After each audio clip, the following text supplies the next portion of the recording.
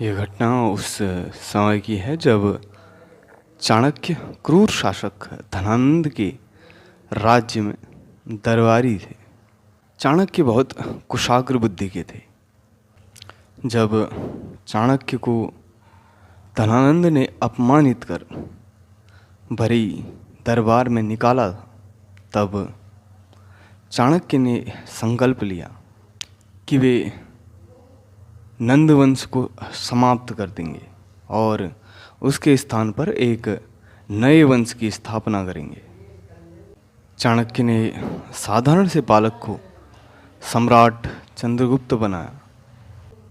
चाणक्य काफ़ी स्पष्ट बोलने वाले व्यक्ति हैं, जो कहते हैं कि सत्य हमेशा कड़वा होता है।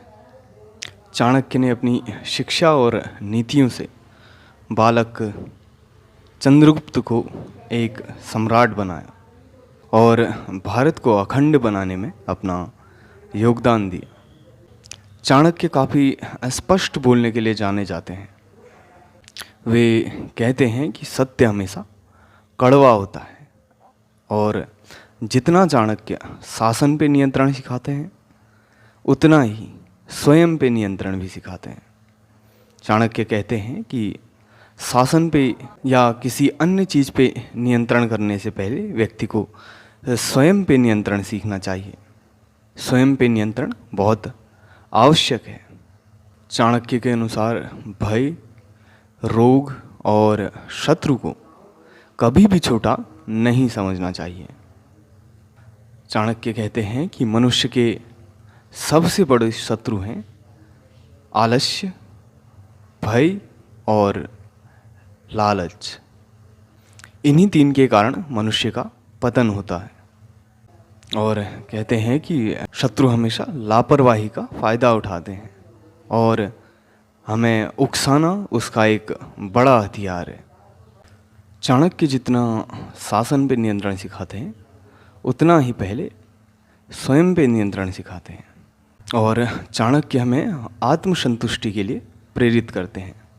उनका मानना है कि किसी प्रकार का बाह्य धन, भोजन या कोई भी अन्य स्त्री या पुरुष मनुष्य को कभी भी पूर्णतः संतुष्ट नहीं कर सकता है। इसलिए मनुष्य को आत्मसंतुष्टि का गुण विकसित करना चाहिए। उसे स्वयं में संतुष्ट रहना सीखना चाहिए। एक बार जब चाणक्य नंद के खिलाफ लड़ाई लड़ रहे थे, तब उनके मार्ग में कई बाधाएं आ रही थी। वे बार बार असफल हो जा रहे थे। लेकिन जब मनुष्य प्रयत्न करता है, एक निरंतरता बनाए रखता है, तो कुछ न कुछ मार्ग अवश्य निकल के आता है। तो इसी प्रकार चाणक्य लोगों से मिल रहे थे। चाणक्य नई सेनाएं एकत्र कर रहे थे।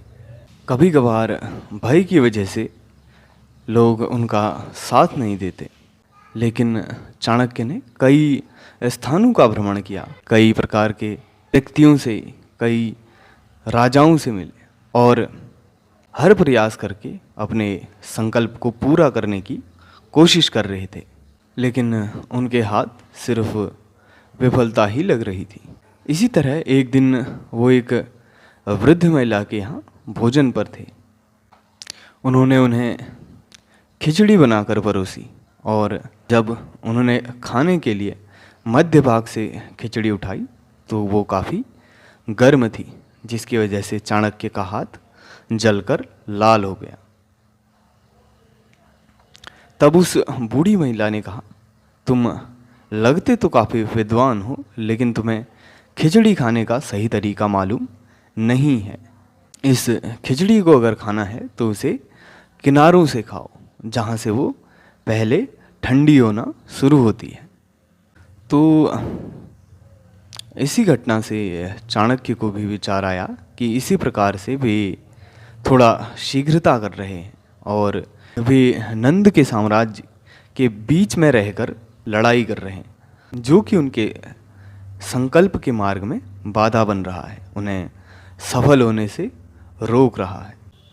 तो इसलिए चाणक्य ने नंद के साम्राज्य को सीमाओं से पहले समाप्त करना शुरू किया। उन्होंने कई छोटी छोटी रियासतें और राजाओं को एकत्र किया।